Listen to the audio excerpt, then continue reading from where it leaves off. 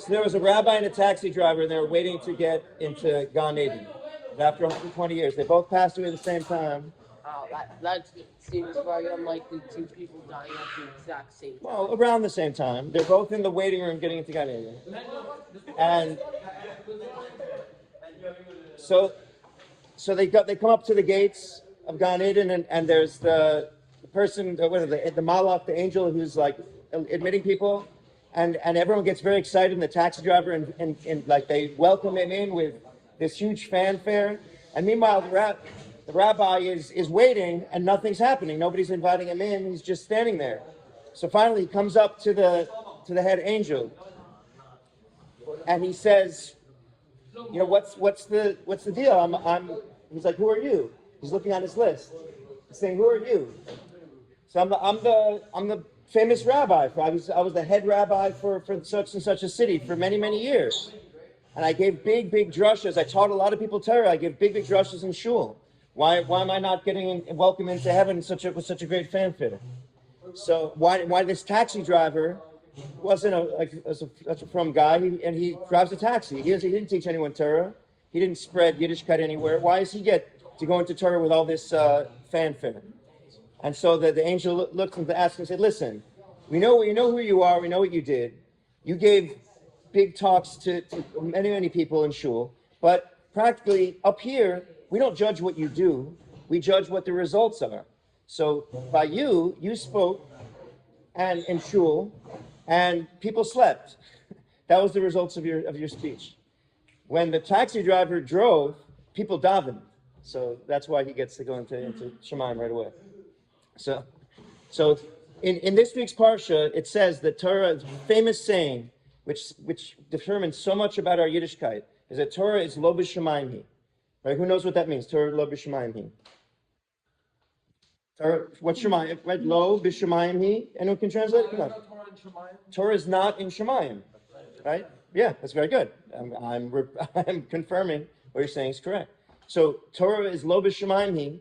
And Moshe Rabbeinu is telling Jewish people, you don't have to go up to heaven. Rashi says you don't have to actually climb up to the skies to get it. It's down here. But we see practically that we learn halachas from this statement also. That the Torah, the Rambam says, in the beginning of Mishnah Torah, and the halachas about the foundation, called the Yisodei Torah, the foundations of Yiddishkeit, that Torah will never be exchanged. The Torah and the halachas will never be exchanged. It's what Hashem gave to us. It's not in Shemayim Hi that Hashem's going to reveal to us there's going to be a prophet that's going to come with a different Torah. The Torah we got at Har Sinai from Moshe Rabbeinu is the Torah we have, and that's it. And so it's an amazing, that's the Torah that we carry with us, and we can rest assured that this is the Torah that Hashem gave us, and it's never be added to, never be changed. But then we have a couple of questions. So first of all, there's a famous medrash that says, based on a pasuk in Yeshaya, where it says, Torah me'iti teitzeh, the Torah will come out for me. It's a prophecy for the Geula. In the Geula, it says the Torah will come out for me.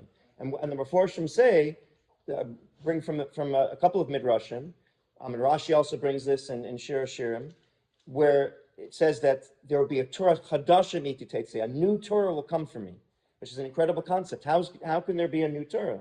So the midrash goes into great detail about what does this new Torah look like. So it gives an example. It talks about in the future, in the times of Geula, there'll be a great feast for the tzaddikim, all the Jewish people will enjoy this great feast. What will happen at this feast? Well, before the food is served, there'll be a big sporting event. It'll be in a big arena, and there'll be a tremendous sporting event. So if you love sports, you should understand that sports are preparing you for Geula. When you enjoy a nice game, then you're preparing you for this event in Geula. It said this is for just the pleasure of the tzaddikim to enjoy this sporting event. What is the sporting event? That there's the Leviathan, which is the great fish, and there's the Shorabor, which is the great ox. These mythical creatures that are mentioned in Torah, that they were created in the beginning of creation, and they're going to have a battle with each other. And it's going to be some tremendous entertainment for the Jewish people in the times of the Geula. And they'll fight each other to the death. And we already know the result, like spoiler alert, we already know the result of this battle. Who's going to win? Who knows who's going to win? The ox and Leviathan. Who's on Team Leviathan? Who's going to win? Who's on Team Shorabor? The wild ox. Okay, you're both right. They kill each other at the same moment. So it says that the ox will poke the leviathan with its horns, and at the same time, the leviathan will shech the ox with its fins. And then all the Jewish people will enjoy a tremendous feast of the meat. First, they'll probably start with the fish, because we start with fish for a variety of reasons. And then they'll go on to the meat course. So they'll eat from the leviathan. It will be enough for all the Jewish people. And then they'll eat from the shor bor, which has been shechted properly. But the Midrash asks the question, how could this be a kosher shechita? The halacha on shechita is that you have to have a smooth knife. What's that? Moshiach will explain it. Okay, you're getting ahead of it. But okay, we'll get to that in a second. So first, the Midrash asked that this. Yeah.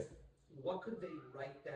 The first thing that they should write down. Okay, good. So first of all, we have the pasuk in this week's Parsha, Torah lo b'shamayim here. The Torah is not in heaven. We're going to understand what that means. The Rambam says that means the Torah was given to Har Sinai, will never be exchanged, it will never be revealed from heaven, a new Torah that a prophet will reveal to us.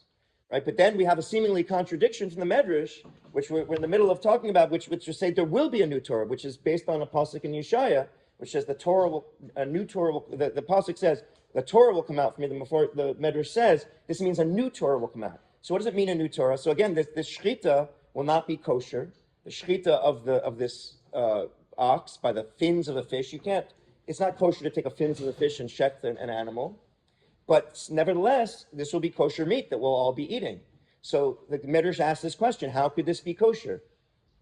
So there's a Rabbi Avin answers, says, Torah chadasha me'iti tetzeh, that a new Torah will come out from me. That now it's not kosher according to our current understanding of Torah, but the new Torah, it'll be kosher. Very good question.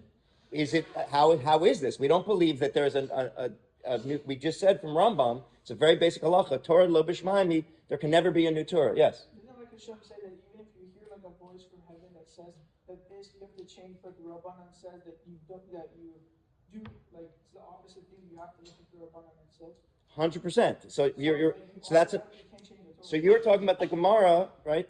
So there's Gemara that talks about this argument. We're going to get to that in a minute. But Gemara talks about an argument that uses this pasuk, Torah lo b'shmaimi, the Torah is not in heaven, to settle an argument that rabbis are having. Right. So, but before we can get to that, how can we have a new Torah? How can the Medrash say that we have a new Torah? Right? How could that be? Right. So it's total contradiction of what Rambam says. It seems a total contradiction of what we believe as Jews, that we have the Torah and that's it. So there's another Rambam that also seems to contradict the first Rambam. So we're going to have two contradictions. One is from the Medrash, how could there be a new Torah? Second one is from another place in Rambam. He talks about Moshiach. And he says, explains qualities of Moshiach. One of the qualities of Moshiach is that he has to be from Zerah David. He has to be from the seed of David, Hamelech. And second, he's going to be a chacham greater than Shlomo. He's going to be wiser than Shlomo Hamelech.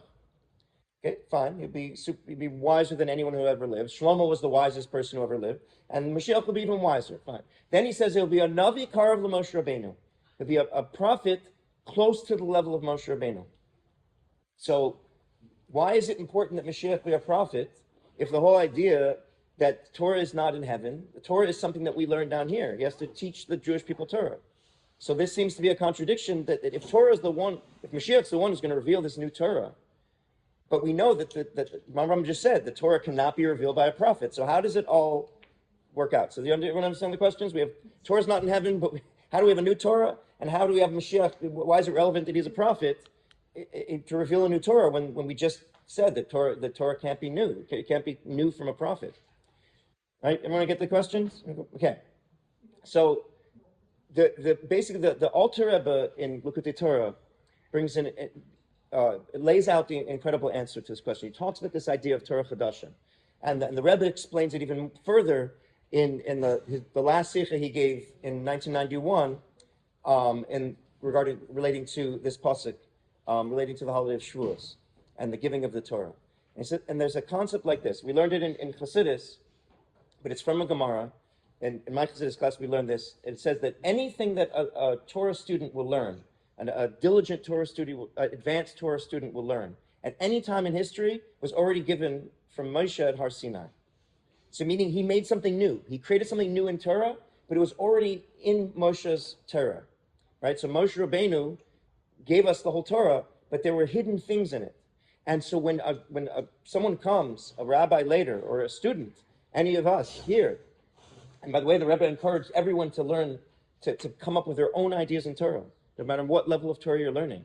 So when you come up with something that's completely new, and even if you're not a great Torah scholar, if you're a unique individual in whatever place and time you are in the world, your experience is different than anyone has ever experienced ever before. Maybe in some ways it's similar, but the way you apply Torah in that way is going to be entirely new in history. So this is in many ways a new Torah. Your ideas are your own ideas, but they're coming from Moshe Rabbeinu at Har Sinai, because you're revealing it. It was concealed and now it's revealed. So the idea that the Rebbe tells us, this idea that the Torah Chadash, what is the new Torah? It's not that Mashiach reveals to us the Torah as a prophet. Mashiach's going to unlock for us the Torah that's here with us right now, but it's hidden. So again, if a person works really hard and thinks really hard and comes up with a new idea in Torah, it will be new, but it will be part of that Torah that you're able to reveal, that's accessible for a human mind to reveal. But there's a deeper level of Torah that will only be unlocked by Mashiach as a prophet. Now, the Torah itself is not being revealed from heaven. The Torah is already here with us, but the insight to the Torah will be revealed to Mashiach, and he'll be able to explain to us very clearly so we can all understand it. And that will create a whole brand new experience of Torah. So we can conclude with this story that was alluded to from the Gemara, the famous story where there was an argument in the Chachamim, in the Gemara, over whether a certain kind of oven could be makabel tuma or not. Was it tumor or not? It was a certain kind of oven. It's called the oven of Achnai. The name of the oven was called Achnai. It's called Achnai. Achnai is like a serpent, and the oven was shaped like a serpent. It was these circles of clay that were bound together, and then they were made to be, and that's how you cooked inside this big, like these big circles of clay, and then it was put together, and then you cook inside this big, like, area inside. So what the question was, what if this oven became tumah? Now, something that's clay, it's makabel tuma, it has to be destroyed. So, but what happened if this oven had been taken apart, meaning that the sections had been taken apart, and then it was put back together? Was it still going to be tameh, or was made tahor? So there was a disagreement between the Chachamim, led by Rabbi Yeshua, and Rabbi Eliezer, and it was a very, very, very, very strong argument. They were arguing with each other to such a point with Rabbi Eliezer said, I know that what I'm saying is right, that the oven is according to my opinion, that it's going to be tameh, and that so it's such a case that if it's what I'm saying is right, then let this, there was a carob tree that was planted nearby the base medrash, let it come up from the ground and walk and replant itself. And that's what it did. The tree got up from the ground, it walked, and it replanted itself. And then Rabbi Yeshua said, it's not a proof, not a proof that your opinion is right. She said, if my opinion is right, let this little river redirect itself. So the whole little stream to redirect itself. Again, Rabbi Yeshua said, it's not a proof. And finally, he said, you know what? If I'm right, let a voice come from heaven say that I'm right. And a voice came from heaven, a bas kol, and said, the halacha is like Rabbi Eliezer. And Rabbi Yeshua, he was not impressed. And he said, Torah lo b'shamayim. Torah is not in heaven. You can't prove your opinion is right from heaven. I was told that he also made the shelves, the walls go. Very good. Right. So before, right, that's an important detail of the story. Thank you for. So yeah. So he also said that made the walls of the base medrash cave in. So what happened was that the walls, once Rabbi Yeshua answered with Torah's lo b'shamayim, the walls stopped caving in, and then they stayed that way in respect to Rabbi Eliezer. Yeah. Like, wouldn't you not be able to do that also because that's what Jesus did? Like, to convert people to Christianity, he made miracles? Well, so there's an important halacha in Rambam that says that Yeah, you're trying to make them Christian. there's an important. Yeah, but it's the same point. You're trying to get them to another opinion. That's false. Well, there's a halacha in Rambam that Mashiach himself does not have to do any miracles to prove himself, right? So and then later on he talks about the idea of how Yashka came as a false Messiah, and that ultimately we'll all realize that what is the truth, and the whole world will accept the truth. But yes, the idea that miracles do not determine truth, right? What determines truth is really, it comes down to the fact that we have principles that were given to us from Moshe Rabbeinu, passed down the generations, and our own human minds. It's an incredible thing. Our own human minds, even though we're not necessarily prophets, though one day we all will be prophets, but even when we all are prophets, the way we determine Torah is what we understand. Torah is only as real as what you understand. So it's everybody's job as a student of Torah, as a Jew and as someone who teaches other people, to not just learn what it says, but to really try to appreciate and understand it in our own lives. Because Torah lo b'shamayim hi. And ultimately Moshiach, and each of us have a spark of Moshiach in us, has that power, and each of us have this power to unlock hidden parts of the Torah that may have questions about, but we can make them real. Each of us, when we put a little bit of effort, you'll see incredible results. That the Torah is really unearthed in your heart. Of course, the pasuk that comes right after that, a couple of pasukim later, is the famous pasuk I'm sure everyone knows, Ki karav elecha davar ma'od. Right? What does that mean? Like we say it in 12 pasukim, right? Everyone says it, I'm sure, since you're little kids, right? Okay, but I'm sure you still remember it, right? How does it continue? Ki karav elecha davar ma'od. The fi'cha good. Vav kol asayis. What does it mean? It's extremely close to you, this thing, meaning the Torah, the fi'cha in your mouth, in your heart, that you may do it. But this is saying that this incredible Torah of Mashiach, that will totally transform the world and transform our hearts, is already present with us. We have it in our hands. So Hashem should bless us all, that we should be revealed the full revelation of Mashiach, and we should understand it. We should see it with our eyes and our hearts and with all our deeds. Have a great Shabbos.